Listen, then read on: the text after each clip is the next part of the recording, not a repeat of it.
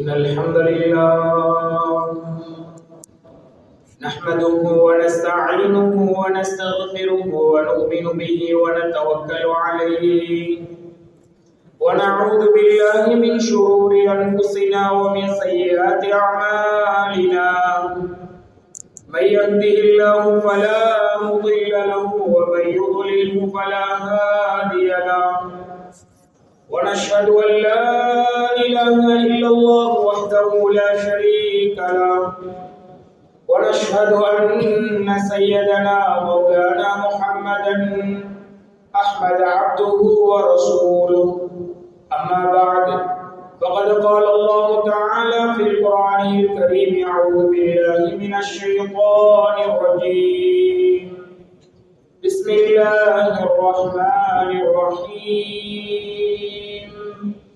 محمد رسول الله والذين معه أشداء على الكفار رحماء بينهم تراهم ركعا سجدا يبتغون فضلا من الله ورضوانا سيماهم في وجوههم من أثر السجود وقال النبي صلى الله عليه وسلم ما كان الفحش في شيء إلا شانه وما كان الحياء في شيء إلا زانه أو كما قال صلى الله عليه وسلم பிரபஞ்சத்தை படைத்து பரிபாலிக்கக்கூடிய ரப்பல் ஆலமீனாகிய அல்லாஹ் தஆலாவுக்கு எல்லா புகழும் அல்ஹம்துலில்லாஹ். ஸலாத் என்னும் கருணையும் சலாம் என்னும் ஈடேற்றமும் முஹம்மதுல் முஸ்தபா அஹ்மதுல் முஜ்தபா சய்யிதுல் கௌனைன் ஹாத்தமுன் நபியீன் முஹம்மது ஸல்லல்லாஹு அலைஹி வஸல்லம் அவர்கள் மீதிலும் இந்த தீன் பிற்காலத்திலே வாடாத மலராக இருக்க வேண்டும், வாடிய மலராக இருக்கக்கூடாது என்பதற்காக தன்னுடைய உயிர் தியாகங்கள் இரத்த தியாகங்கள் செய்த உத்தம சஹாபாக்கள் மீதிலும் இந்த உலகத்திலே வாழப்போகின்ற அத்துணை முஃமினான முஸ்லிமான ஆண்கள் பெண்கள் அனைவர்கள் மீதிலும் அல்லாஹ் தஆலா காலமெல்லாம் ஸலவாத்தும் ஸலாமும் சொல்லி அருள்வானாக. ஜும்ஆவுடைய கடமையை நிறைவேற்றுவதற்காக வேண்டி அல்லாஹ்வுடைய மாளிகையிலே மஸ்ஜிதிலே இஅ்திகாஃபுடைய நியத்தோடு சமூகம் தந்திருக்கும் கண்ணியமான அன்பான இஸ்லாமிய சகோதரர்களே, அல்லாஹ் தஆலா இந்த விடயங்களை தன்னுடைய வாழ்க்கையில எடுத்து நடந்து கொள்ளுமாறு கட்டளை இட்டிருக்கிறார். அப்படிப்பட்ட விடயங்களிலே இருந்து 100க்கு 100 முற்று முழுதமாக தவிர்த்து விலகி ஒதுங்கி நடந்து கொள்ளுமாறு, எந்தெந்த விடயங்களிலே தன்னுடைய நேரத்தை அதிகமாக செலவழிக்குமாறு கட்டளையிட்டிருக்கிறான் அப்படிப்பட்ட விடயங்களிலே 100க்கு 100 முடியுமான அளவு ஈடுபட்டுக் கொள்ளுமாறும், அல்லாஹ் தஆலாவால் தடுக்கப்பட்ட விடயங்களிலிருந்து முழுமையாக தவிர்த்து விலகி ஒதுங்கி நடந்து கொள்ளுமாறும், மிக முக்கியமாக தனிமையில இருக்கும் போது அல்லாஹ் பார்க்கிறான் என்ற அந்த பயத்தை அச்சத்தை அடிக்கடி உள்ளத்திலே ஞாபகப்படுத்திக் கொள்ளுமாறும், முதலாவதாக எனக்கும் அதுக்கு பின்னால் உங்களுக்கும் தக்வாவை கொண்டு வசியத்தும் நசீஹத்தும் செய்து கொள்கிறேன். கண்ணியமான நண்பர்களே, சகோதரர்களே, ரப்பல் ஆலமீன் அல்லாஹ் தஆலா அவனுக்கு விருப்பமான சில இடங்களை வச்சிருக்கிறான், அவனுக்கு விருப்பமான சில மாதங்களை வச்சிருக்கிறான், அவனுக்கு விருப்பமான சில நேரங்களையும் அல்லாஹ் வச்சிருக்கிறான்.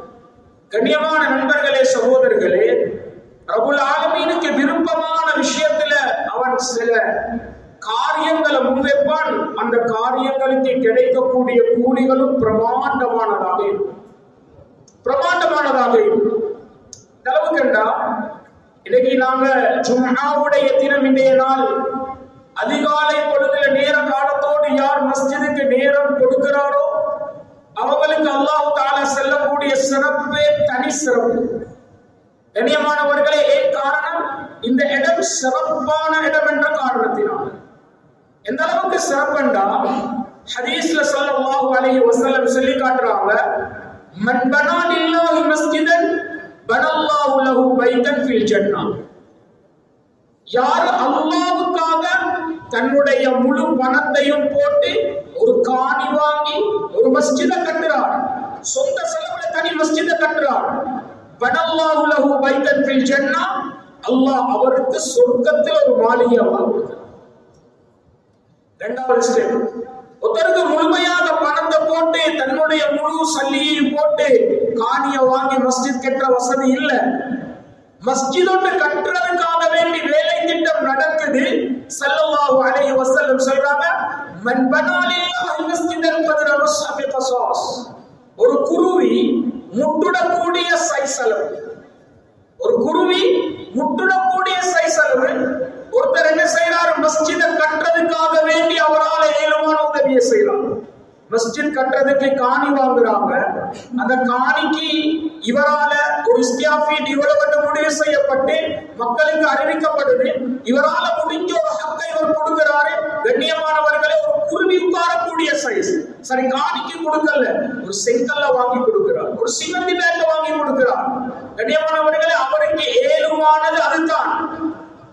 வனல்லாஹு லஹு பைத்தன் ஃபில் ஜன்னah, அல்லாஹ் அவருக்கு சொர்க்கத்தில் ஒரு மாளிகையை கட்டி கொடுக்கிறார். மூணாவது ஸ்டெப் சொன்னாங்க, இந்த ரெண்டையும் செய்யறதுக்கு கூட வசதி இல்லாதவர் அவருக்கும் தான் அடுத்தவர்களுக்கும் தான். என்ன நபி ஸல்லல்லாஹு அலைஹி வஸல்லம் சொன்னாங்க, அவங்க ஓரமானவங்க இல்ல. மன் அக்ரஜ அனில் மஸ்ஜித் வனல்லாஹு லஹு பைத்தன் ஃபில் ஜன்னah. மஸ்ஜிதில் வாரார், ஊத்திய காட்டுறார்.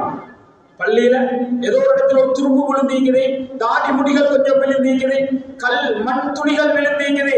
மன் அக்ரஜ அனில் மஸ்ஜித் வனல்லாஹு லஹு பைத்தன் ஃபில் ஜன்னah. ஊத்திய காட்டுறாரு, அவர் அள்ளி வெளியே வீசுறாரு. சொர்க்கத்தில் அல்லாஹ் அவருக்கு ஒரு மாளிகையை கொடுக்கிறார். நண்பர்களே, சகோதரர்களே, எனவே இந்த இடம் மஸ்ஜித் என்றது ரப்புல் ஆலமீனுடைய அன்புக்குரிய இடம், ரப்புல் ஆலமீனுடைய வீடு என்று வர்ணிக்கக்கூடிய இடம். நண்பர்களே, சகோதரர்களே, இந்த மஸ்ஜிதுடைய ஃபதாயில்களை நிறைய ஸல்லல்லாஹு அலைஹி வஸல்லம் பேசினார், நிறைய பேசினார். யார் இரவுடைய நேரத்தில் மஸ்ஜிதுக்கு நடந்து வாராரோ, யார் ஃபஜ்ருடைய நேரத்தில் மஸ்ஜிதுக்கு வந்து தொழுகைக்கு பின்னால அதே இடத்துல உட்கார்ந்து இல்முடைய ஒரு பாடத்தை கற்றுக்கொள்கிறாரோ, மார்க்கத்துடைய ஒரு அறிவை கற்றுக்கொள்கிறாரோ, அவருக்கு பரிபூரணமான ஹஜ், பரிபூரணமான உம்ரா செஞ்ச கூலி அல்லாஹ் கொடுக்கிறான். ஒரு டிப் சொல்லிட்டு நிப்பாட்டல்ல. இரண்டாவது தடவை சொன்னாங்க, பரிபூரணமான ஹஜ், பரிபூரணமான உம்ராவுடைய கூலி அல்லாஹ் கொடுக்கிறான். திரும்ப மூணாவது தடவையும் சொல்றாங்க, பரிபூரணமான ஹஜ், பரிபூரணமான உம்ராவுடைய கூலி அல்லாஹ் கொடுக்கிறான். சப்ஜெக்ட் என்ன? இவ்வளவு சிறப்பான இடம் என்பதை உணர்த்தலாம். நண்பர்களே, சகோதரர்களே, யார் ஒரு மஸ்ஜிதில் இஅ்திகாஃப் நிக்கிறாரோ, ஒரு நைட், ஒரு இரவு, ஒரு பகல் தங்குறாரோ மஸ்ஜிதில், கண்ணியமான நண்பர்களே, சகோதரர்களே, ஸல்லல்லாஹு அலைஹி வஸல்லம் சொல்றாங்க, 3 ஹந்தக்கள் அல்லாஹ் நரகத்தில் இருந்து அவரை தூரமாக்குறார். 3 ஹந்தக்கள். சஹாபாக்கள் கேக்குறாங்க, ஒரு ஹந்தக் எவ்வளவு தூரம் யா ரசூலல்லாஹ்? ஒரு ஹந்தக் எவ்வளவு தூரம் யா ரசூலல்லாஹ்? ஒரு ஹந்தக்குடைய தூரம் மா பைன ஸமாஇ வல் அர்த், வானத்துக்கும் பூமிக்கும் இடையில எவ்வளவு தூரம் இருக்குதோ இவ்வளவு தூரம் என்று சொல்றாங்க. மஸ்ஜிதுடைய இடம் எவ்வளவு பொறுமதியானது. கண்ணியமானவர்கள், இந்த இடத்துல அல்லாஹ் அவனுடைய இந்த மாளிகையை நிர்வகிக்கிறதுக்கு தகுதியானவர்கள் யார், இந்த மஸ்ஜிதை வழிநடத்தக்கூடியதுக்கு தகுதியானவர்கள் யார் என்பதை அவன் குர்ஆன்ல தெளிவாக சொல்லிட்டான். இன்னமா யஅமுரு மஸாஜித் அல்லாஹ், அல்லாஹ் அடிச்சு சொல்றான், என்னுடைய மாளிகைய, அந்த மாளிகையை நிர்வகிக்கிறதுக்கு தகுதியான ஆள் யார்? முதலாவது அல்லாஹ்வை பயப்படக்கூடிய ஈமானுடைய மனிதனாக மன் ஆமன பில்லாஹ். கண்ணியமான நண்பர்களே, சகோதரர்களே, அல்லாஹ்வை பயப்படக்கூடிய மனிதன். இரண்டாவது, கண்ணியமானவர்களே, அல்லாஹ் விளக்கப்படுத்துகிறான், ஜகாத் தகுதியாக இருந்து, ஜகாத் கொடுக்க தகுதியாக இருந்து, அந்த ஜகாத்தை பரிபூரணமான முறையில, முறையாக, சரியாக, சந்தேகம் வச்சு கொண்டு செய்கிறவர் அல்ல, முழுமையாக அறிஞ்சு அந்த ஜகாத்தை சரியாக நிறைவேற்றக்கூடியவர். கண்ணியமான நண்பர்களே, சகோதரர்களே, வலம் யக்ஷ இல்லல்லாஹ், அல்லாஹ்வை தவிர வேறு யாருக்கும் பயப்பட மாட்டான். இந்த 3 கோட்பாடையும் அல்லாஹ் வைக்கிறான். இந்த 3 கோட்பாடையும் அல்லாஹ் வைக்கிறான். கண்ணியமான நண்பர்களே, உலமாக்கள் கிதாபுல எழுதுறாங்க, அல்லாஹ் குர்ஆன்ல இந்த 3 கோட்பாடையும் வைக்கிறான். ஆனா இந்த 3 வார்த்தைகளையும் அல்லாஹ் பாவிக்கிறதுக்குரிய அஸ்ல் உலகத்தை அல்லாஹ் சொல்றான். இந்த மஸ்ஜித நிர்வாகிகளுக்கு சரியான தகுதியான ஆள் தொழுகையோட தொடர்புள்ள மனிதராக அவர் ஜகாத்தும் கொடுக்கிறார். ஒரு முஸ்லிமான மனிதராக மூமினான மனிதராகவும் இருக்கிறார். கண்ணியமான நண்பர்களே, சகோதரர்களே, ஜகாத்தையும் நிறைவேற்றுகிறார், அல்லாஹ்வையும் பயப்படுறார். ஆனால் அல்லாஹ் பயப்படுறது என்றதுக்குள்ள தான் தொழுகையும் அடங்கும். சிலர்கள் தொழுகையுடைய முறையில பேணுதல் இல்லாதவர்களாக, அல்லாஹ்வுடைய அச்சமற்றவர்களாக, எப்படி இந்த தொழுகையுடைய முறையை நான் நடந்து கொள்ளணும் என்ற விஷயமே தெரியாம சிலர்கள் மஸ்ஜிதுடைய நிர்வாகத்துக்குள்ள வர்றதுக்கு முயற்சி செய்யலாம். இந்த மஸ்ஜிதுக்கு நான் சொல்லல, நிறைய இடங்கள்ல மஸ்ஜிதுடைய நிர்வாகம் என்று வரக்கூடிய நேரத்தில் அந்த மஸ்ஜிதை நிர்வாகிக்கிறதுக்கு தகுதியானவர்கள் யாரென்று பேசுற நேரத்தில், யாரென்று ஞாபகப்படுத்தக்கூடிய நேரத்தில் எங்களுக்கு செல்வைக்கும், எங்களை பத்தி யாராவது செல்லிக்கிறைக்கும் என்று நாங்கள் எங்களுக்குள்ளே ஒரு கற்பனையை போட்டுக் கொள்வோம். வானம் அப்படி நினைக்கவே வானம். நண்பர்களே, சகோதரர்களே, அல்லாஹ்வுடைய மாளிகையை நிர்வாகிக்கிறதுக்கு நான் தகுதியானவரா என்பதை முதலாவது எனக்குள்ள ஒரு முஹாசபா செய்யும். எங்களுக்குள்ள ஒரு கேள்வி கணக்கை கேட்போம். அந்த கேள்விக்கு நான் தகுதியானவர் என்று இருந்தால் முதலாவது இந்த உள்ளத்தில ஆசை வரப்படாது. என்ன ஆசை வரப்படாது? இந்த இடத்துக்கு நான் நிர்வாகியாக வரணும் என்ற ஆசை வரக்கூடாது. எந்த இடத்துக்கு? அல்லாஹ்வுடைய மாளிகையை நான் தான் செய்யணும் என்ற ஆசை வரக்கூடாது. ஆனால் அல்லாஹ்வுடைய கட்டளையின் பிரகாரம், முழு மக்களுடைய கருத்தின் பிரகாரம் என்னை தீர்மானிக்கப்பட்டால் அதிலிருந்து பின்வாங்குவதும் பிழையான விஷயம். நல்லா கேட்டுக்கொள்ளுங்க. உலகத்தில் சிறந்த மனிதர் யார்? முஹம்மது ஸல்லல்லாஹு அலைஹி வஸல்லம். இவருக்கு மேல யாரை பத்தி பேசினாலும் தாண்ட முடியாது. இப்படிப்பட்ட சிறந்த மனிதர் முஹம்மது ஸல்லல்லாஹு அலைஹி வஸல்லம். இவங்க வாயால சித்தீக், உண்மையாளர் என்று தன்னுடைய அனைத்து சஹாபாக்களுக்கு முன்னாலேயும் அழைக்கக்கூடிய செல்லப்பட்ட, இவரை பற்றி வர்ணிக்கப்பட்ட ஒரு மனிதர் அபூபக்கர் சித்தீக் ரலியல்லாஹு அன்ஹு. இவர் யார் தெரியுமா? கண்ணியமானவர்களே, தன்னுடைய மகளை சின்ன வயதுதான், ஆனாலும் திருமணம் முடிக்கிறதுக்கு எந்த பயமும் இல்லாம திருமணம் முடிச்சு கொடுத்தாங்க. முஹம்மது ஸல்லல்லாஹு அலைஹி வஸல்லம் அவர்களுக்கு ஹஜ்ரத் ஆயிஷா ரலியல்லாஹு அன்ஹா அவங்கள, ஆயிஷா ரலியல்லாஹு பாப்பா. முஹம்மது ஸல்லல்லாஹு அலைஹி வஸல்லம் அவங்க கடினமான நோயுற்ற நேரத்துல, அந்த சிரமமான நேரத்துல, அப்படியே வீட்டுக்குள்ள கொண்டு படுக்க வைக்கப்பட்டிருக்கக்கூடிய நேரத்துல எழுப்பி கேட்கிறாங்க, மக்கள் தொழுதுட்டாங்களா? தொழுகையை நிறைவேற்றிட்டாங்களா? இல்லையா ரசூலல்லாஹ், அவங்களோட வருகையை எதிர்பார்த்து கொண்டிருக்கிறாங்க. இது நீண்ட சம்பவம். ஸல்லல்லாஹு அலைஹி வஸல்லம் சொல்றாங்க, முரு அபூபக்கர், அபூபக்கருக்கு செல்லுங்க, தொழுகையை நடாத்த செல்லுங்க. கண்ணியமான நண்பர்களே, கண்ணியமான சகோதரர்களே, தொழுகையை நடத்துவதற்காக வேண்டி தன்னுடைய தோழர், தன்னுடைய கூட்டாளி அபூபக்கர் சித்தீக் ரலியல்லாஹு அன்ஹு அவர் சொல்றாங்க மகள் கிட்ட, மகள் எப்படிப்பட்ட ஈமான்தாரி, நபியுடைய குடும்ப வாழ்க்கையோட வாழ்ந்த பெண். சொல்றாங்க, யா ரசூலல்லாஹ், என் வாப்பா சொஃப்டானா, என் வாப்பா அந்த இடத்துக்கு சரியான முறையில நிற்க மாட்டார், அந்த இடத்துக்கு ஒவ்வொரு அனுப்புவை யா ரசூலல்லாஹ். கண்ணியமான நண்பர்களே, சகோதரர்களே, தகுதியுடையவர் அபூபக்கர் ரலியல்லாஹு என்பத, உமர் ரலியல்லாஹு என்பத முஹம்மது ஸல்லல்லாஹு அலைஹி வஸல்லம் அவர்கள் அறியாதவர்கள் அல்ல. ஆனால் ஸல்லல்லாஹு அலைஹி வஸல்லம் சொல்றாங்க, அபூபக்கர் அனுப்புங்க ரலியல்லாஹு அன்ஹு. தொழுகைக்காக வேண்டி அபூபக்கர் ரலியல்லாஹு அன்ஹு முன்னால நிக்கிறாங்க. தொழுகை நடாத்தப்படுது. நான் சொல்ல வர விஷயம் என்னன்னா, இந்த அபூபக்கர் ரலியல்லாஹு அன்ஹு முஹம்மது ஸல்லல்லாஹு அலைஹி வஸல்லம் அவர்களுடைய உயிர் பிரியிற நேரத்துல ஓடி வந்து உமர் ரலியல்லாஹு அன்ஹு சொன்னாங்க, யார் முஹம்மத் மரணிச்சேன்னு சொன்னாங்களோ அவருடைய தலை கீழே விழுந்துடுன்னு சொன்னாங்க. வீரம் தன்னுடைய வாயால் என்ன செய்வார்? முஹம்மது ஸல்லல்லாஹு அலைஹி வஸல்லம் மரணிச்சது என்ற வார்த்தையை யாராவது சொன்னால் அவரை நான் கொலை செய்வேன் என்று சொன்னார். ஆனால் நிதானமான மனிதர், நடுத்தரமான முறையில யோசிக்கிறவர், முதலாவது நபிக்கு பின்னால தகுதியானவர் என்று நபி காட்டின ஒரு மனிதர் அபூபக்கர் ரலியல்லாஹு அன்ஹு.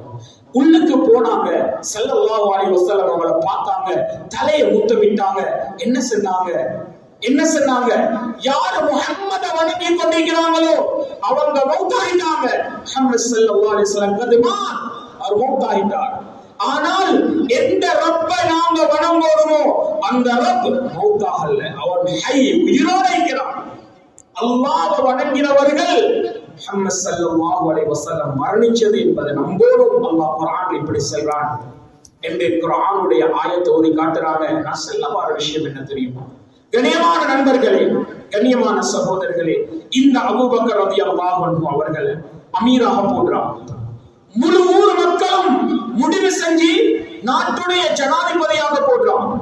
மஸ்ஜிதுக்கு நிர்வாகம் போடுற மாதிரி அபூபக்கர் ரலியல்லாஹு அன்ஹு நான் தகுதியானவர் என்று முன்னுக்கு வரல. உமர் இப்படி பேசினாரே, நான் தான் சரி என்று முன்னுக்கு வரல. எப்படி இருந்தா தெரியுமா? 3 அல்லது உலமாக்கள் எழுதுறாங்க, ஒரு 3 அல்லது 7 நாட்களாக வீட்டிலிருந்து வெளியே வரல. இதுக்கு நான் தகுதியே இல்லை, என்ன எடுத்துடுங்க என்பதான் அழுதான். ஏன் தெரியுமா கண்ணியமானவர்கள்? ஒரு பொறுப்பு என்பது இதே சாதாரணமான விஷயம் அல்ல. எனக்கு வெளிரங்கத்துல ஒரு பெரிய ஒரு அந்தஸ்து மாதிரி விளங்கலாம். நான் ஒரு நல்ல ஒரு தரஜாக்கு வந்துட்டேன், இந்த பள்ளி ட்ரஸ்டி என்று செல்வதற்குரிய இடத்துக்கு நான் வந்துட்டேன் என்று வெளிரங்கத்தில் விளங்கலாம். கண்ணியமானவர்களே, நண்பர்களே, பொறுப்பெடுக்க வேணாம் என்று செல்வதில் என்னுடைய பேச்சின் இந்த குத்துபாவுடைய நோக்கம். பொறுப்பை எடுக்கிறதுக்கு முன்னாலே இந்த உள்ளம் அதுக்கு தகுதியான உள்ளமாக இருக்குதா என்பதை நாம் ஒவ்வொருத்தரும் செக் பண்ணணும். முதல் சப்ஜெக்ட். அப்ப ஹஜ்ரத் அபூபக்கர் ரலியல்லாஹு அன்ஹு பின்வாங்குறாங்க. ஏமாண்டாங்க. 7 நாட்கள் அல்லது 4 நாட்கள் தன்னுடைய வீட்டில் இருந்து தன்னுடைய பொறுப்பை ஏற்கிறதுக்கு பின்வாங்கினாங்க. இல்ல, மக்கள் எல்லாரும் சொன்னாங்க நீங்க தான் தகுதியான ஆள் என்பதா. கண்ணியமானவர்களே, பொறுப்பை ஏற்றுக்கொள்ற நேரத்தில் கூட ஹஜ்ரத் அபூபக்கர் ரலியல்லாஹு அன்ஹு திடுக்கத்தோடையும் நடுக்கத்தோடையும் பயத்தோடையும் செஞ்சாங்க.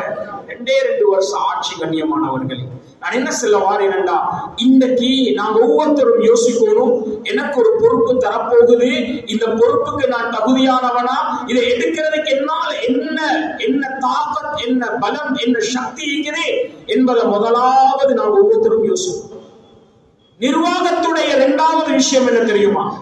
கண்ணியமான நண்பர்களே, கண்ணியமான சகோதரர்களே, ஒரு மஸ்ஜித் என்று வரக்கூடிய நேரத்தில் 3 குரூப்பா பிரிவாங்க.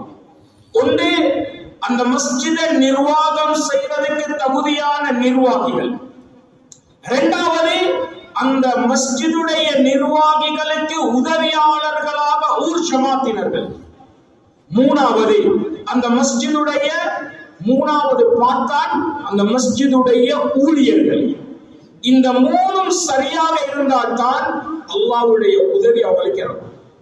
ஒரு அடுப்பு கல்ல 3 சைடாக இருப்பாங்க. ஒரு சட்டியை வச்சு நெருப்ப வைக்கிறதா இருந்தா 3 சைடாலையும் கல்லு வைப்பாங்க.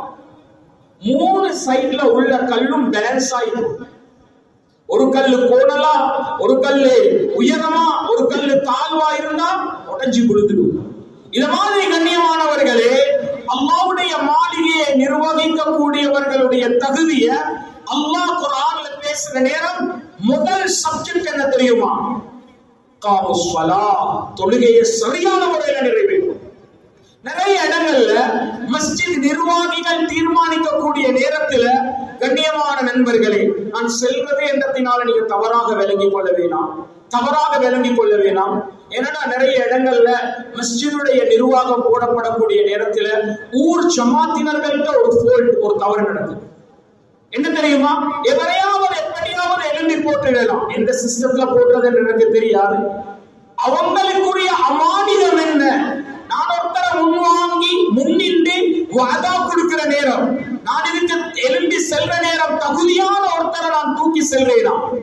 அல்லது கியாமத்துடைய நாள்ல நான் இந்த அமானிதத்தை முன்வைக்கிற நேரம், இந்த அமானிதத்தை பத்தி அல்லாஹ் என்னிடத்துல கேட்கப்பட்ட சரியான பதில் செல்ல தகுதியான ஒருத்தரை நான் போடுறேன்.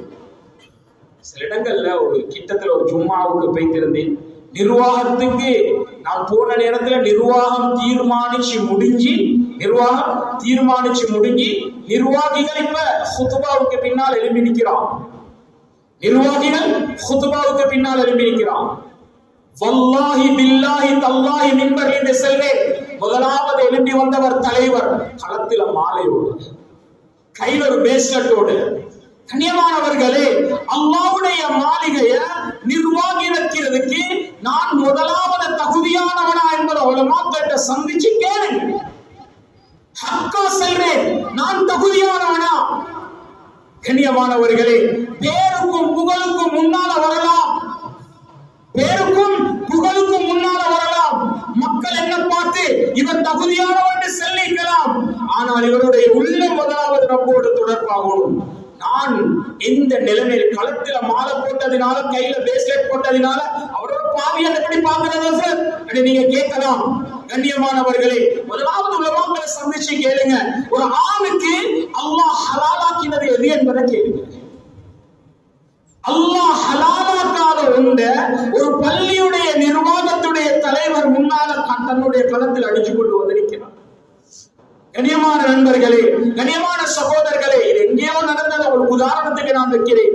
எங்கட ஊர்களையும் மஸ்ஜித் நிர்வாகம் அதாவது தேர்வு செய்யற நேரத்துல சும்மா எழும்பி எங்கட ஊட்டால், எங்கட நானா, எங்கட மாமா, எங்கட மச்சான், எங்கட பெரியப்பா, கண்ணியமானவர்களை நல்லா விளங்கிக் கொள்ளுங்க. அரசியலாக இருந்தாலும், அல்லாஹ்வுடைய ஆட்சி, அல்லாஹ்வுடைய மாளிகையை நிர்வாகம் செய்வதாக இருந்தாலும் ஒவ்வொன்றும் கியாமத்துடைய நாள் நிப்பாட்டி கேட்கப்படும். நான் இந்த விஷயத்தை செல்றதுக்கு அமானித பொறுப்புடையவன்றதுனால இது செய்வேன். இந்த விஷயத்தை என்னைய நம்பி ஹுத்பாவுடைய இந்த இடத்துக்கு அழைச்சிக்கக்கூடிய இந்த ஊர் ஜமாத்தினர்களுடைய முன்னிலையில நான் ஒரு அமானிதத்தை முன்வைக்கணும் என்ற அந்த அமானிதத்துடைய அந்த பயத்தோடு முன்வைக்கிறேன். முதலாவது, நிறைய மஸ்ஜிதுகள்ல, நானும் ஒரு மஸ்ஜிதுடைய இமாம், நிறைய மஸ்ஜிதுகள்ல செய்யக்கூடிய முதல் தவறு என்ன தெரியுமா? எந்த மஷூராவோ அதுக்கு முன்னால பெரிய மஷூராவோடு நடத்தி, அதுலயும் குறிப்பாக சின்ன சின்ன மஸ்ஜிதுகளுக்கு, இன்கம் இல்லாத மஸ்ஜிதுகளுக்கு நிர்வாகத்துக்கு வர்றதுக்கு யாரும் வைக்க மாட்டாங்க, ஓடிடுவாங்க, கஷ்டப்பட்டு போடும். யார? இன்கம் இல்லாத மஸ்ஜிதுக்கு, வழிநடத்த கஷ்டமான மஸ்ஜித், எந்தெந்த இடங்கள்ல இன்கம் நீக்குதோ, மஸ்ஜிதுக்கு வருமானம் நீக்குதோ, பெரிய மஸ்ஜிதுகளோ, இந்த இடத்துல ஒரு சோதனையான நிலைமை என்ன தெரியுமா? சண்டை பிடிச்சி ரத்தம் வர அளவுக்கு, அடித்தடி போகக்கூடிய அளவுக்கு நிர்வாகத்துடைய பொறுப்பு பொறுத்து முயற்சி இல்ல. கண்ணியமான முதலாவது விளங்கணும், எலும்பி நான் நிர்வாகத்தில் ஒத்தர, நான் இன்னார் இந்த இடத்துக்கு தகுதி நான் போடுறேன் என்று செல்வதா இருந்தா, செல்லக்கூடியவர் வானத்துக்கும் பூமிக்கும் இடையில அல்லாஹ்வுடைய ஆட்சி நடக்கக்கூடிய இந்த இடத்துல நான் எழும்பி செல்லக்கூடியவர், அல்லாஹ்வுடைய கட்டளைய, அல்லாஹ்வுடைய பயத்தோட ஹராம் ஹலால் பேணக்கூடியவர்களாக, சினாவிலையும் அல்லாஹ்வுக்கு வெறுப்பான, அல்லாஹ்வோட யுத்தத்தை கலைக்கக்கூடிய வட்டியிலையும் ஈடுபடாத, அல்லாஹ்வுடைய கட்டளைய பயத்தோட நிறைவேற்றக்கூடிய உண்மையான ஒரு தகுதியான மனிதனை நான் எழும்பி செல்வேனா? நான் எழும்பி செல்வேனா? என்னை எழும்பி செல்லக்கூடிய ஒவ்வொரு தனி நபர்களும் எங்களுக்குள்ள முதலாவது பயத்தை எடுத்துத்தான் எழும்பி செல்வோம். நாங்க எழும்பி செல்றதுக்கு முன்னால, நாங்க எழும்பி இந்த வார்த்தையை முன்வைக்கிறதுக்கு முன்னால முதலாவது என் உள்ளத்தை பார்த்து பேசணும். நாளைக்கு என்னுடைய மௌத்து வந்தால், நாளைக்கு என்னுடைய ரூஹ் எடுக்கப்பட்டால், தகுதி இல்லாத ஒருத்தரை நான் எழுப்பி போட்டேன் என்றால், அல்லாஹ் அந்த தகுதி இல்லாதவனுடைய தவறுகள் அனைத்தையும் என் மீது சுமத்தாட்டப்படும் என்ற பயம் கட்டாயம் உள்ளது. இதனால தான் இஸ்லாம் சொல்லுது, இஸ்திகாரா செய்யுங்க, இரண்டாவது மஷூரா பண்ணுங்க. கண்ணியமானவர்களே, நான் எழும்பி செல்றதுக்கு முன்னால முதலாவது அமானிதம், இந்த அமானிதத்தை செல்றதுக்கு ஏதோ உள்ளத்தில் இது வருது, இஸ்திகாராவுடைய நியத்தை வைக்கணும். நாங்க தகுதியானவரை நான் செல்வேனா? முழு ஜமாத்தினர்களுடைய ஒரு பொறுப்பு என்ன தெரியுமா? ஒவ்வொருத்தரும் எந்த தினத்தில நிர்வாகம் தேர்வு செய்யப்படுதோ, அந்த நிர்வாகம் தேர்வு செய்யப்படக்கூடிய அந்த நாள் எங்களோட உள்ளத்தில் ஒரு துஆவி போடும், யா அல்லாஹ் தகுதி உள்ளவர்கள் எங்களோட ஊருக்கு நிர்வாகிகளாக மாறும். அல்ல இதுக்கு மாற்றமாக தகுதி இல்லாதவர்கள் இந்த இடத்துக்கு வந்தால், ஒருத்தருக்கு 2 பேருக்கு சோதனை அல்ல, முழு ஊருக்கும் அது ஒரு சோதனை. யாருக்கு? முழு ஊருக்கும் சோதனை தான். கண்ணியமானவர்களே, ஹஜ்ரத் உஸ்மான் ரலியல்லாஹு அன்ஹு, யாரு? ஹஜ்ரத் உஸ்மான் ரலியல்லாஹு அன்ஹு நபியுடைய மருமகன், 3வது கலீஃபா. இந்த மூணாவது கலீஃபா உஸ்மான் ரலியல்லாஹு அன்ஹு வீட்டுக்குள்ள உட்கார்ந்து தன்னுடைய வீட்டுக்குள்ள 40 நாட்களாக ஹவுஸ் அரெஸ்ட் பண்ணிக்கிறான். யாரு? நாட்டுடைய ஊருக்கு பொறுப்பாக போடப்பட்டவர் ஹவுஸ் அரெஸ்ட் பண்ணிக்கிறான். வெளியே வரையலாம். ஹஜ்ரத் அலி ரலியல்லாஹு அன்ஹு அவங்க உஸ்மான் ரலியல்லாஹு வீட்டுடைய மேல் மாடியில ஒரு ஏலான் செய்றாங்க, மக்களே வீட்டுக்குள்ள தண்ணி இல்ல குடிக்கிறதுக்கு, 7 மணி நேரம் எனக்கு தண்ணி கொண்டு தாங்களே. முஹம்மது ஸல்லல்லாஹு அலைஹி வஸல்லம் அவரோட காலத்துல தண்ணி இல்லாம, கிணறு இல்லாம, ஒரு கிணறு மட்டும் இருக்கிற நேரத்துல இந்த கிணறை யார் வாங்கி கொடுக்கிறது கேட்ட நேரம், அல்லாஹ்வுக்காக வேண்டி இந்த ஒரு கிணற்றை என்னுடைய முழு பணத்தையும் போட்டு நான் வாங்கி கொடுத்தேன். நான் இன்றைக்கு தண்ணி ஒரு சொட்டு குடிக்கலாம் இருக்கிறேன், எனக்கு 7 மணி நேரம் தண்ணி கொண்டு தாங்களே என்று சொன்னார். ஹஜ்ரத் அலி ரலியல்லாஹு அன்ஹு தன்னுடைய 2 மகனையும் எடுத்துக்கொண்டு களத்தில் ஒரு தண்ணி பேரலை வச்சு கொண்டு உள்ளுக்கு போறாங்க. தள்ளி தள்ளி தள்ளி தள்ளி அந்த தண்ணி அப்படியே கொட்டிட்டான். நீண்ட சம்பவம். உஸ்மான் ரலியல்லாஹு அன்ஹு 40 நாட்கள் வீட்டுக்குள்ள காலையில அதாவது ஒன்றுமே இல்லாம நோன்பு நியத்து வைக்கிறாங்க, மாலையில நோன்பை திறக்கிறாங்க. ஆரம்ப கொஞ்ச நாள் தண்ணி குடிச்சு நோன்பு பிடிச்சாங்க, தண்ணி குடிச்சு நோன்பை திறந்தாங்க. போக போக போக வீட்டுல தண்ணி முடிஞ்சிட்டு குடிக்கிறதுக்கு ஒன்றுமே இல்லை. நாட்டுடைய ஜனாதிபதி இந்த நேரத்துல கண்ணியமான நண்பர்களே கூட்டப்படியே சுற்றி பல்வாயுங்கள், அதாவது அந்த அந்த அதாவது ஒரு கூட்டத்தார்கள் அப்படியே மிஸ்ரில் இருந்து வந்த ஒரு கூட்டத்தார்கள் அப்படியே வீட்டை ஹவுஸ் அரெஸ்ட் பண்ணினாங்க, வெளியே வர விட்டாங்க. இந்த சம்பவம் செல்லவார விஷயம் என்னன்னா, இந்த உஸ்மான் ரலியல்லாஹு அன்ஹு தன்னுடைய வீட்டுக்குள் இருக்கிற நேரத்துல அலி ரலியல்லாஹு அன்ஹு உள்ளுக்கு போனான். உள்ளுக்கு போயிட்டு ஹஜ்ரத் உஸ்மானை சந்திச்சு ரலியல்லாஹு அன்ஹு சொன்னாங்க, உஸ்மான் ரலியல்லாஹு அன்ஹு நீங்க ஒரு வேலை செய்யுங்க, ஒரு வேலை. யாரு? சாலப்படி உஸ்மான் ரலியல்லாஹு அன்ஹு அலி ரலியல்லாஹு அன்ஹு 2 பேரும் ஒரு ஆளுடைய மகளை திருமணம் முடிச்சிக்கிறாங்க. கேக்குறாங்க, நீங்க ஒரு அனுமதி தாங்க, இவங்க எல்லாரோட யுத்தம் செஞ்சு வரட்டுறேன், எல்லாரும் யுத்தம் செஞ்சு வரட்டுறேன். ஹஜ்ரத் அலி உஸ்மான் ரலியல்லாஹு அன்ஹு சொல்றாங்க, முஹம்மது ஸல்லல்லாஹு அலைஹி வஸல்லம் எனக்கு சொன்னாங்க, உஸ்மான் உங்களோட ஆட்சி காலத்துல மிகப்பெரிய ஒரு ஃபித்னா கிளம்பும், அந்த ஃபித்னாவுடைய நேரத்துல வாள கையில தூக்கிடவான உஸ்மான் சொன்னாங்க. என்ன? யுத்தத்தை செஞ்சிடவான உஸ்மான். ஏன்னா முஸ்லிம்களுக்கு இடையில உள்ள ஒரு பிரச்சனை, யுத்தம் செஞ்சிடவான வாள தூக்கிடவான சொன்னாங்க. திரும்ப அலி ரலியல்லாஹு அன்ஹு யோசிச்சுட்டு சொல்றாங்க, உஸ்மான் ரலியல்லாஹு அன்ஹு நீங்க அப்ப என்கிட்ட ஆட்சியை தாங்களே, நான் இந்தியாவோட நான் யுத்தம் செய்ய, நான் ஆட்சியை பொறுப்பெடுத்து. திரும்ப சொல்றாங்க அலி ரலியல்லாஹு அன்ஹு அவங்களை பார்த்து, என்னுடைய தோழர், என்னுடைய மாமா முஹம்மது ஸல்லல்லாஹு அலைஹி வஸல்லம் எனக்கு இத சொன்னாங்க, உஸ்மான் அந்த நேரத்துல உட ஆட்சியை எடுக்க பார்ப்பாங்க, உட ஆட்சியை விட்டுடவும் வானவெடு சொன்னாங்க, உட ஆட்சியை விட்டுடவான மட்டும் சொன்னாங்க. கண்ணியமான நண்பர்களே, கண்ணியமான சகோதரர்களே, அந்த நேரத்துல ஹஜ்ரத் அலி ரலியல்லாஹு அன்ஹு யோசிச்சுட்டு வெளியே வந்துட்டாங்க. பல்வாய்களுடைய கூட்டம் மேலால ஏறி உஸ்மான் ரலியல்லாஹு அன்ஹு குர்ஆனை பார்த்து ஓதி கொண்டிருக்கிறாங்க, கொலை செய்றாங்க.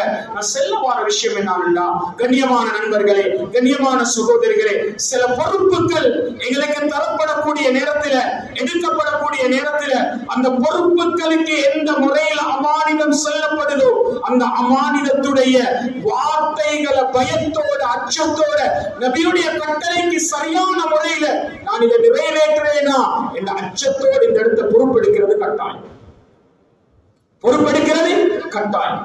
அடுத்த விஷயம் தான் கண்ணியமான நண்பர்களே, கண்ணியமான சகோதரர்களே, மஸ்ஜிதுடைய நிர்வாகம் என்று வரக்கூடிய நேரத்தில் அந்த மஸ்ஜிதுடைய நிர்வாகிகள் கடைசியாக கட்டாயமாக தன்னுடைய வாழ்க்கையில அல்லாஹ்வுடைய பயம் என்று சொல்வது என்னவென்றா, நான் முறையாக ஊர் மக்களோட நடக்கிறேன், நான் முறையாக ஊர் மக்களுடைய விஷயத்துல நடக்கிறேன். இருந்த நிர்வாகத்துடைய குறைகளை 100 பேர் பேசுவான். நான் இந்த மஸ்ஜிது செல்வதல்ல, இந்த மஸ்ஜிதுடைய நிர்வாகம் எப்படி நடந்தாங்க, எப்படி வழி நடத்தினாங்கன்னு வல்லாஹ் எனக்கு சரியாக தெரியாது. பொதுவாக நான் சொல்றேன், நிர்வாகிகளுடைய அந்த கூட்டம் நிர்வாகம் தேர்வு செய்யக்கூடியதுக்கு அந்த நாட்களுக்கு சில நாட்களுக்கு முன்னாலே தொடங்கிடுவாங்க பழைய நிர்வாகத்துடைய குறைகளை பேசுறது. அப்படி இல்லாட்டி புதிய நிர்வாகம் தேர்வு செய்யறதுக்கு பெரிய பிளான் ஒன்றே நடக்கும். ஆனா என்னுடைய கருத்து என்ன தெரியுமா, நீங்க 1000 பிளான் பண்ணினாலும் அல்லாஹ்வுடைய பிளான் தெளிவானது. அல்லாஹ்வுடைய எதிர்ப்பு, அல்லாஹ்வுடைய அந்த அந்த முடிவு தெளிவானது. கண்ணியமானவர்களே, ஊர் ஜமாத்தினர்கள் சரியான முறையில் ஒற்றுமையாக இருந்தால் காபாவுடைய வெற்றி, இது காபாவுடைய வெற்றி. இந்த காபாவுடைய வெற்றியுடைய நேரத்துல முழு மக்களும் காபாவுக்குள்ள போறாங்க. மதீனால இருந்து மக்காவுக்குள்ள ஆத்திரத்துல சில சஹாபாக்கள் சொல்றாங்க, அல் யௌமு யௌமுல் மல்ஹமா, இன்றைய நாள் எப்படிப்பட்ட நாள் தெரியுமா? இறைச்சி வெட்டுற மாதிரி பழி வாங்குற நாள். எப்படி இறைச்சி வெட்டுற மாதிரி பழி வாங்குற நாள். ஸல்லல்லாஹு அலைஹி வஸல்லம் சொன்னாங்க, லா லா பல் அல் யௌமு யௌமுல் மர்ஹமா, இல்ல இல்ல இல்ல, இன்றைய நாள் இரக்கம் காட்டுற நாள். எந்த அளவுக்கு நபியவங்க அந்த ஊர்ல இருந்து விரட்டினாங்க தெரியுமா? காபாத்துல்லாவுக்குள்ள ஸல்லல்லாஹு அலைஹி வஸல்லம் போய் 2 ரக்காத் தொழுதாங்க. ஆசை வச்சாங்க, ஊர்ல இருந்தே போறேன், இந்த பாக்ஸுக்குள்ள காபத்துல்லா உள்ளுக்கு போய் 2 ரக்காத் தொழுவோமே. காபத்துல்லா திறக்கிற நாள், காபத்துல்லாவுடைய சாவி உஸ்மான் பின் தல்ஹாவோட கையில தான் இருக்குது. கேட்டா உள்ளுக்கு போய் 2 ரக்காத் தொழுறதுக்கு லொக் பண்ணி எடுத்துட்டான். கெஞ்சினாங்க, அழுதாங்க.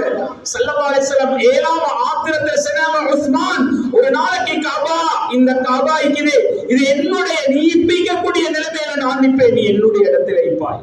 அப்படி என்ன, ஏந்த கையில காபா சாவிக்கும், நீ எனக்கு முன்னால வந்து நிப்பாய் என்ன சொன்ன. உஸ்மான் பின் தல்ஹா சொல்றாங்க, அப்படியான ஒரு நிலைமை குறைஷிகளுக்கு வந்தா குறைஷிகளுடைய இடுப்புல சீவன் இல்லாமைக்கு விட வார்த்தை பாவிக்கிறான். நண்பர்களே, சகோதரர்களே, ஹஜ்ரத் உஸ்மான் ரபி, அதாவது ஹஜ்ரத் முஹம்மது ஸல்லல்லாஹு அலைஹி வஸல்லம் அழுது கொண்டே போனாங்க. திரும்பி வராங்க, காபத்துல்லாவுக்குள்ள வந்து நின்னுட்டாங்க. சாவி கையில கிடைச்சிக்குது.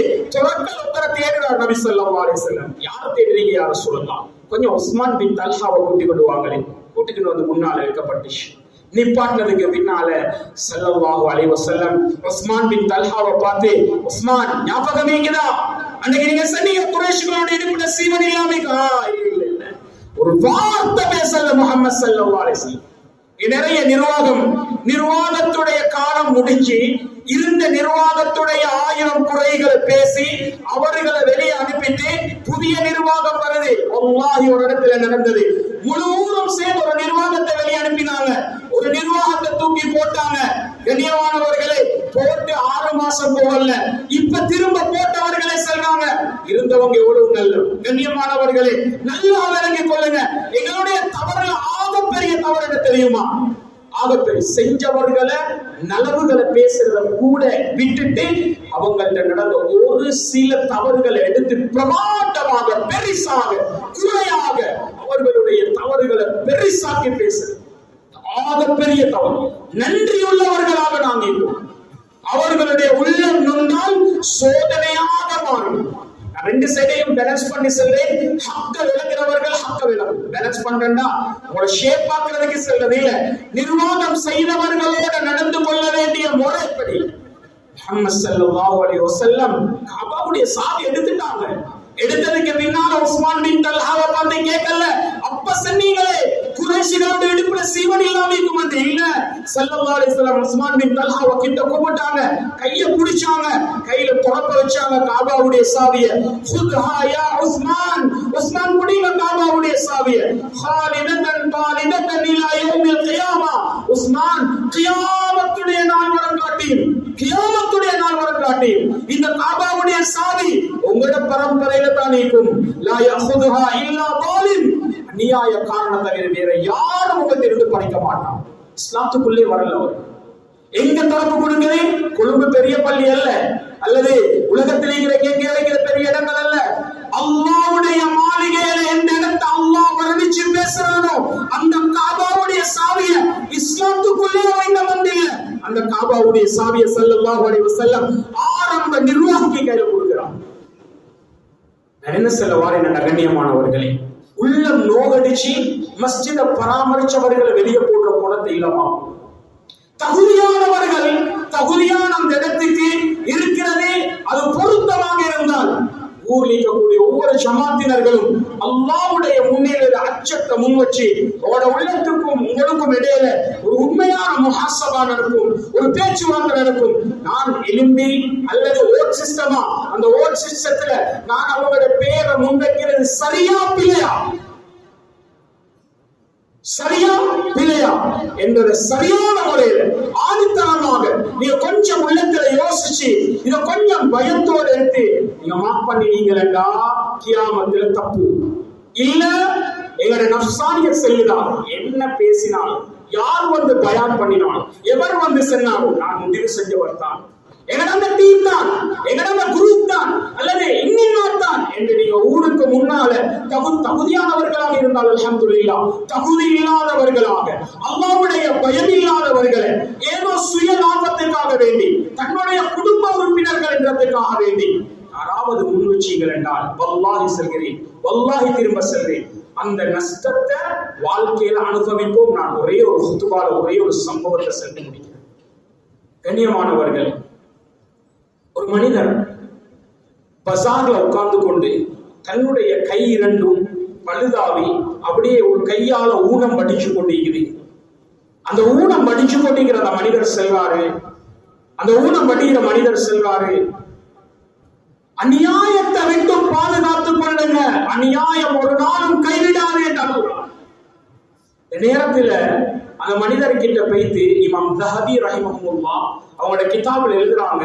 இமாம் தஹபி கண்ணால பாக்குறாரு இந்த காட்சியை, கேட்கிறாரு, தோழரே நீங்க இப்படி பஜார்ல வந்து இந்த இடத்துல வந்து சத்தமா செல்வீங்க, என்ன காரணம்?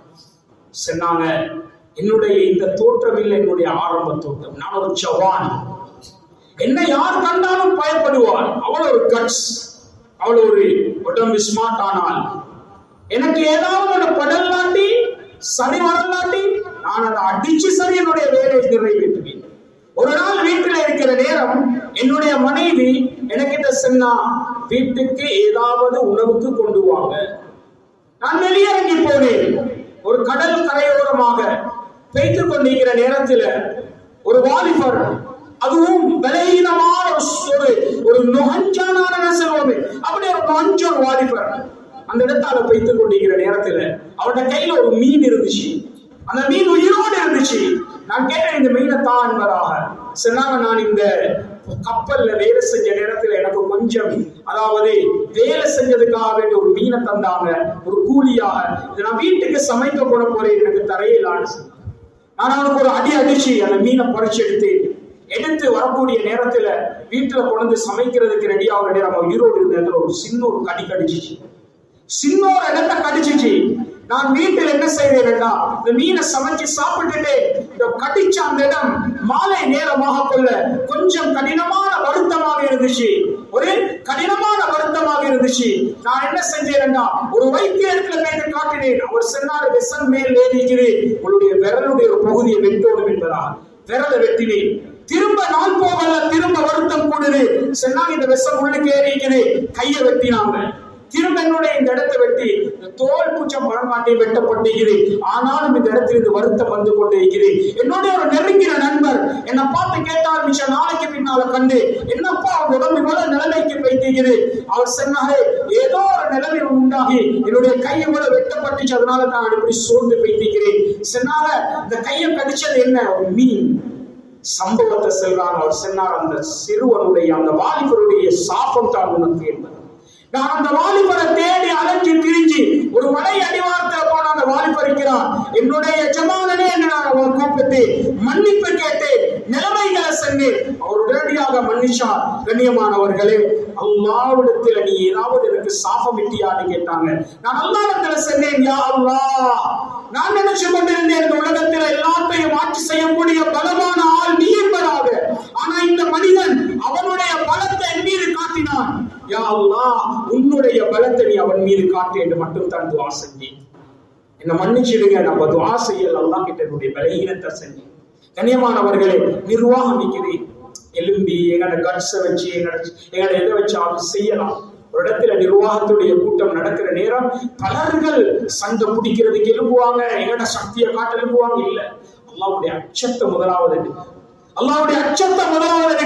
தகுதியானவர்கள் என்னால போடப்படணும், தகுதி உள்ளவர்கள் இல்லாம, தகுதி என்ன நான் ஆரம்பத்திலே சொல்லிட்டேன், அந்த தகுதிக்குரியவர்களாக தொழுகையுடைய சூரத்துல் ஃபாத்திஹா கூட ஓத தெரியாம நான் நிர்வாகத்துக்கு வந்தீங்க என்று சிலர்கள் அழுகுறான், சிலர்கள் அழுகுறான், கவலைக்குரியவர்களாக மாறுறான். அது சந்தோஷம் அல்ல. அடக்கியாலும் நான் செல்வத்தான் நடக்கணும் என்ற நிலைமைக்கு நிர்வாகத்துக்கு வரணும் என்று நினைச்சா அடுத்த 4 மௌத்துடைய நேரத்தை மட்டும் மறக்க வேண்டும். எனவே கண்ணியமான நண்பர்களே, ஊர் ஜமா என்ன நிர்வாகம், ஊர்லீங்க 50 பேர் வர போறீங்க, யாரோ 10-15 பேர் வர போறோம். அந்த 10-15 பேரை தேர்வு செய்வது தகுதியான வெளியிக்கிற நாங்க தான். அத்தனை செலவாடி அந்த 10-15 பேர் தகுதியான ஆட்களை தேர்வு செய்யக்கூடியவங்க வெளியுள்ள நாங்கள் தான்.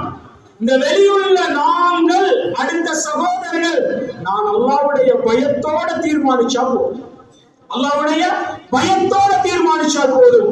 கண்ணியமான நண்பர்களே, அல்லாஹ்வுடைய திருத்தியுடையவர்களாக, அல்லாஹ்வுடைய அன்புடையவர்களாக மாறலாம். அல்லாஹ் தஆலா சில கட்டளைகளை முன்னால வைக்கிறான். அந்த கட்டளைக்கு மாற்றம் செஞ்சால் அல்லாஹ் சொல்றான், அல்-ظுல்மு ظுல்மாத்துன் யௌமல் கியாமah. துல்மிக்குது, அநியாயம் இருக்குது, கியாமத்துடைய நாள்ல பழிக்கும், கியாமத்துடைய நாள்ல பழிக்கும். எனவே அல்லாஹ் தஆலா அந்த பயத்தோடையும் அச்சத்தோடையும் இந்த நிர்வாகத்துடைய தகுதிக்கு அல்லாஹ் தஆலா யார் யாரெல்லாம் இந்த மஸ்ஜிதையும் உலகத்திலையும் எங்களுடைய நாட்டில எல்லா மஸ்ஜிதுகளையும் இப்ப நிர்வாகத்துடைய தேர்வு நடந்து கொண்டு இலங்கையில் அதிகமான இடத்தில் இன்றைக்கும் எனக்கு தெரிஞ்ச ரத்னபுரையிலே ஒரு 4 மஸ்ஜிதுகளில் நிர்வாக தேர்வு நடக்குது. அதனால மாறி மாறி மாறி மாறி அந்த தேர்வு நடக்கக்கூடிய காலம் எங்களுடைய ஊர்கள் கேவலமாகிடப்படும். அந்த சண்டை பிடிச்சாங்க, இந்த சண்டை பிடிச்சாங்க, இப்படி பிடிச்சாங்க. மஸ்ஜிதுல ஒழுக்கத்தை பேணி அல்லாஹ்வுடைய அச்சத்தை முன்வச்சு யார நடுவர்களாக வைக்கிறாங்களோ அவங்களுடைய பேச்சுக்கு மீறி நடந்து கொள்ளாம முறையாக, நான் நினைக்கிறேன் வாரக்கிழமை இன்ஷா அல்லாஹ் இந்த மஸ்ஜிதிலையும் தேர்வு நடக்க இருக்கிறது கேள்விப்பட்டேன். எனவே அந்த தேர்வுடைய நாள் நாங்கள் இஹ்லாஸா, இன்னொரு விஷயத்தை சொல்ல மாட்டேன், மனுஷு கொள்ளுங்க, இஹ்லாஸ் என்று சொல்லப்பட ஞாபகம் வருது. கியாமத்துடைய நாள்ல அல்லாஹ் நரகத்தை தொடங்குறது 3 பேரான. யாரு? ஒரு செல்வந்தர், ஒரு செல்வந்தர், ஒரு ஷஹீத், ஒரு ஆலிம். ஏன் தெரியுமா கண்ணியமானவர்களே, இஹ்லாஸ் இல்லாத இடத்தில் அவர்களுடைய கைகள் வைக்கப்பட்டதினால் அல்லாஹ்வுடைய மாளிகையை நிர்வகிக்கக்கூடியவர்கள் ஆக முக்கியம். அடிப்படை அடிப்படை அடிப்படை திரும்ப செல்வேன், இஹ்லாஸ மட்டும் விட்டுடவானம். இஹ்லாஸ விட்டுட்டு நீங்க இந்த இடத்துல கைய வச்சீங்க என்றால் கண்ணியமானவர்களே, ஒரு நாளைக்கு சோதனை அல்ல, வாழ்நாள் முழுக்க சோதனையாக மாறும். வாழ்நாள் முழுக்க சோதனை. இதுக்கு முன்னாலேயும் 2 குத்துபாக்கள் செஞ்சிக்கும் நிர்வாகத்துடைய தேர்வை பத்தி, நிர்வாகத்துடைய விஷயத்தை பத்தி நம்ம எல்லாத்தையும் ஒரே நேரத்தில் செய்யலாம். எனவே நிர்வாகத்துக்கு முடிவு செய்யப்பட்டவர்களும் ஒரு முக்கியமான இஹ்லாஸ் தான். கண்ணியமானவர்களே, என்ன தேர்வு செய்யறதுக்கு நான் தகுதியா இல்லையா என்று பார்க்கிறதோடு அல்லாஹ்வுக்காக வேண்டி நான் முன்வாரேனா அல்லது மக்களுடைய திருப்திக்காக வேண்டி நான் முன்வாரேனா, இஹ்லாஸ் கட்டாயம் உள்ளத்துக்கு எடுப்போம். அல்லாஹ் தஆலா இந்த விஷயத்தை ஞாபகப்படுத்த வச்சானோ, இந்த விஷயத்தை மறக்கிறதுக்கு வச்சானோ, அனைத்தையும் அல்லாஹ் தஆலா எங்கள் உள்ளங்கள்ல போட்டு வாழ்நாள் அமல் செய்யக்கூடிய நசீபையும் பாக்கியத்தையும் எனக்கும் உங்களுக்கும் தந்தருவானா. நல்ல பாவங்களை மன்னிச்சிடியா அல்லாஹ், எங்களோட தாய் தந்தையர்களுடைய பாவங்களை மன்னிச்சிடியா அல்லாஹ், எங்களோட உஸ்தாதுமார்களுடைய பாவங்களை மன்னிச்சிடியா அல்லாஹ், உன்னுடைய குர்ஆனையும் ஹதீஸையும் இல்மையும் கற்றுத்தந்த சங்கையான உஸ்தாதுமார்களுடைய பாவங்களை மன்னிச்சிடியா அல்லாஹ். அவங்களோட உள்ளங்கள்ல யா அல்லாஹ் எங்களை பத்தி நல்லெண்ணத்தையும் துஆவையும் உண்டாக்கிடியா அல்லாஹ். எங்களோட கண்களை, காதுகளை, நாவுகளை, உள்ளங்களை ஹராத்திலிருந்து பாதுகாத்திடியா அல்லாஹ். வட்டியிலிருந்து, விபச்சாரத்திலிருந்து, தவறான நடத்தைகளிலிருந்து பாதுகாத்திடியா அல்லாஹ். கெட்ட நண்பர்களிலிருந்து பாதுகாத்திடியா அல்லாஹ். யாரோட பேசினா, கதைச்சா, பழவினா எங்களோட கல்வில ஈமான் கூடுமோ அப்படிப்பட்ட நல்லவர்களுடைய சுஸ்பத்தை தந்திடியா அல்லாஹ். எங்களோட இல்முக்காக வேண்டி உடலாலும் நேரத்தாலும் பணத்தாலும் பொருளாலும் யாரெல்லாம் செலவழிச்சாங்களோ அவனை எல்லாரையும் பொருந்தி கொண்டிடியா அல்லாஹ். அவங்கள யாரெல்லாம் வேண்டிய கபராளிகளா இருக்கிறாங்களோ சொர்க்கத்துடைய இடமாக அவன கபர்களை வச்சிடியா அல்லாஹ். இறக்கமுள்ள ரஹ்மானே, என்னோட பிள்ளைகளா, ஆலிம்களா, ஹாஃபிஸ்களா, தாயிகளா, முஃமின்களா, முத்தகைகளாக்கி தந்திரியா அல்லாஹ். கல்லர்களா, திருடர்களா, அநியாயக்காரர்களா, போதைகளுக்கு அடிமையானவர்களா, விபச்சாரர்களா என்னோட பிள்ளைகள் ஆக்கிட்டாதே அல்லாஹ். சோதனையின் பக்கம் யா அல்லாஹ் முகம் கொடுத்த நிலைமையில் இந்த உலகத்தில் வாழ்ந்து கொண்டிருக்கிறோம் யா அல்லாஹ். நீ மறைவான இல்முக்கு சொந்தக்காரன் யா அல்லாஹ். இந்த மஸ்ஜிதை நிர்வாகிக்கிறது யார் தகுதியோ அவர்களை இந்த இடத்துக்கு நீ அனுப்பிடியா அல்லாஹ். யாருடைய உள்ளத்தில் உன்னுடைய மாளிகையை சரியான முறையில் நிர்வகிக்கணும் என்ற பயமும் அச்சமும் ஆதரவும் இருக்கிறோ அவர்களை தேர்ந்தெடுத்திடியா அல்லாஹ். இரக்கமுள்ள ரஹ்மானே அல்லாஹ், பிரச்சனைகள், சோதனைகள், நிலைமைகள் உண்டாகிறதை விட்டும் இந்த இடத்தையும் மஸ்ஜிதுகளையும் பாதுகாத்திடியா அல்லாஹ். முஸ்லிம்களுக்குள்ள ஒற்றுமையையும் ஐக்கியத்தையும் உண்டாக்கிடியா அல்லாஹ். விட்டு கொடுப்பையும் மன்னிப்பையும் உண்டாக்கிடியா அல்லாஹ். இரக்க தன்மையோட வாழ்க்கையில தந்திடியா அல்லாஹ். இரக்கமுள்ள ரஹ்மானே அல்லாஹ், மௌத்த தொழுகையில, ருகூல, சுஜூதுக்கு விருப்பமான நிலைமையில நல்ல நிலைமையில் ஆக்கிடியா அல்லாஹ். எனது துஆக்களை கபூல் செஞ்சு கொள்வாயா. ஆமீன் ஆமீன். வாஹிர் தஅவானா அல்ஹம்துலில்லாஹி ரப்பில் ஆலமீன்.